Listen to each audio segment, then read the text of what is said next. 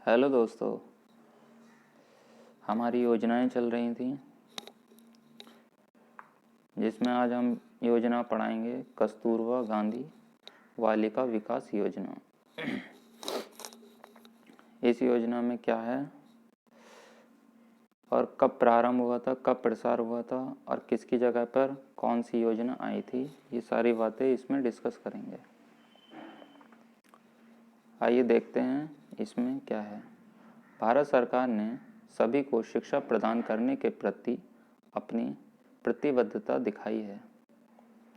साक्षरता के नकारात्मक असर सिर्फ महिलाओं के जीवन स्तर पर नहीं बल्कि उनके परिवार एवं देश के आर्थिक विकास पर भी पड़ा है।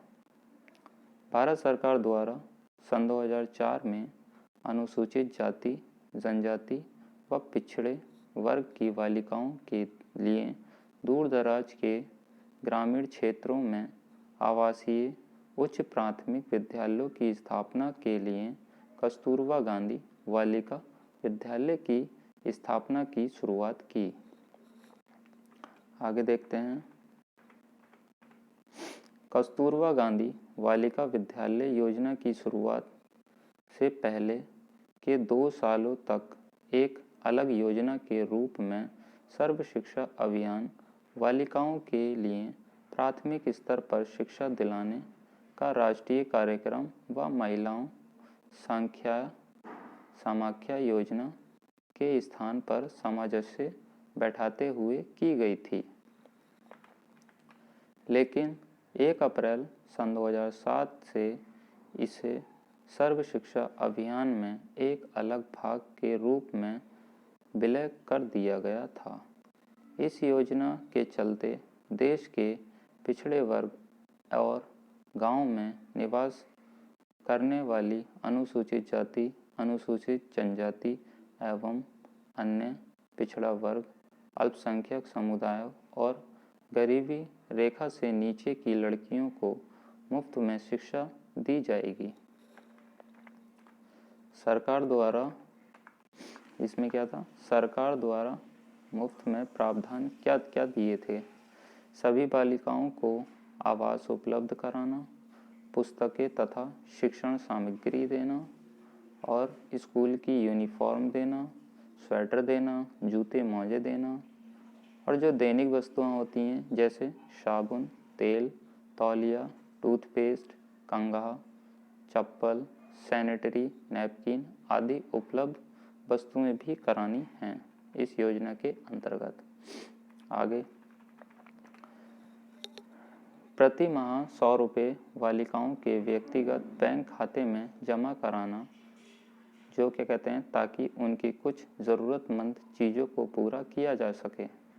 ऐसे क्षेत्रों में निम्न महिला साक्षरता दर कम हो, ऐसे क्षेत्र जहां छोटे और बिछड़े हुए निवास हों और वहां स्कूल की स्थापना संभव ना हो, वहां पर ये योजना लागू की जाएगी। दूसरी योजना की ओर बढ़ते हैं। दूसरी योजना हमारी है जननी सुरक्षा योजना। ये कब प्रारंभ की गई थी? 12 अप्रैल सन 2005 में इसकी शुरुआत की गई थी। उस समय प्रधानमंत्री जो थे वह मनमोहन सिंह जी थे। इसका उद्देश्य क्या था?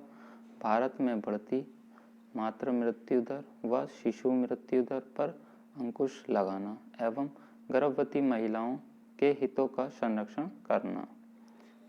आगे देखते हैं। इस योजना में NRHM यानी कि नेशनल रूरल हेल्थ मिशन घटक और इसने राष्ट्रीय मातृत्व लाभ योजना की जगह ली थी। आगे, इस योजना का लाभ 19 वर्ष से अधिक उम्र की महिलाओं को पहले 2 जीवित प्रसवों के समय लाभ देना होता है। वर्तमान में इस योजना के माध्यम से गर्भवती महिलाओं की डिलीवरी होने पर 3000 रुपये की राशि उनके बैंक अकाउंट में ट्रांसफ़र कर दी जाती है।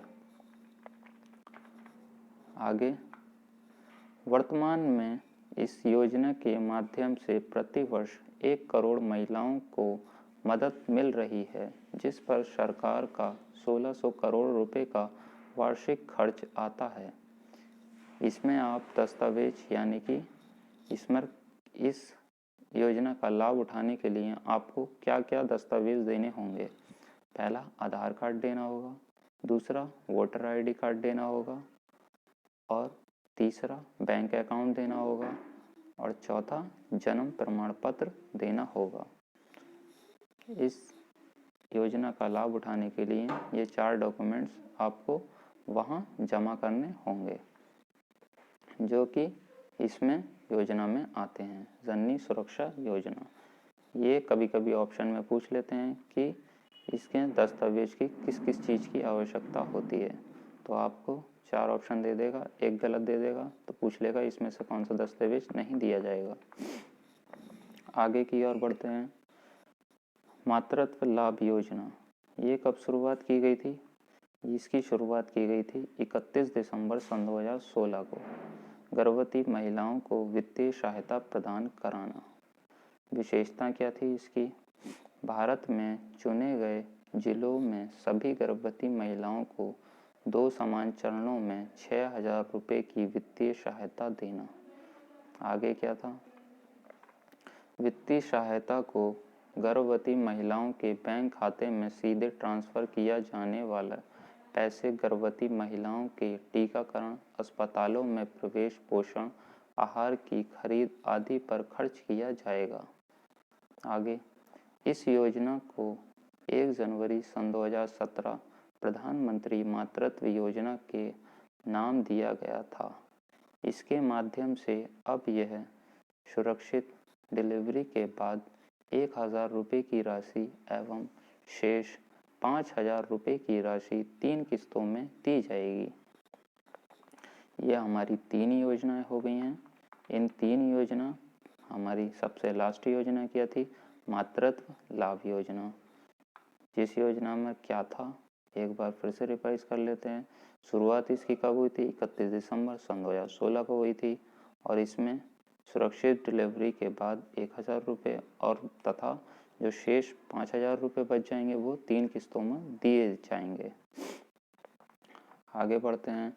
जो हमारी दूसरी योजना थी उसका नाम क्या था? जननी सुरक्षा योजना। ये कब शुरू की गई थी? 12 अप्रैल सन 2005 को शुरुआत की गई थी। उस टाइम प्रधानमंत्री कौन थे? मनमोहन सिंह जी थे। और इसमें कौन कौन से दस्तावेज की ज़रूरत थी? आधार कार्ड था, वोटर आईडी कार्ड था, बैंक अकाउंट था और जन्म प्रमाण पत्र था। और हमारी सबसे पहली कौन सी योजना थी? वह थी कस्तूरबा गांधी बालिका योजना। इस योजना में सबसे महत्वपूर्ण जो था वह था सरकार द्वारा मुफ्त में प्रावधान दिए जाने। इसमें क्या था? सभी बालिकाओं को आवास देना था, शिक्षा की सारी सामग्री देनी थी, दैनिक वस्तुओं की सारी सामग्रियाँ देनी थी, और उनके अकाउंट में 100 रुपये हर महीने उनको दिए जाते थे ताकि जो वह ज़रूरतमंद चीज़ों को पूरा कर सकें। ये उन बालिकाओं के लिए हैं जहाँ पर छोटे छोटे निवास क्षेत्र हैं, जहाँ पर स्कूल संभव नहीं है। उन बालिकाओं के लिए वहाँ से लाकर इस योजना के तहत उनका एडमिशन किया जाता है और वहाँ पर वह शिक्षा ग्रहण करती हैं। ओके, धन्यवाद।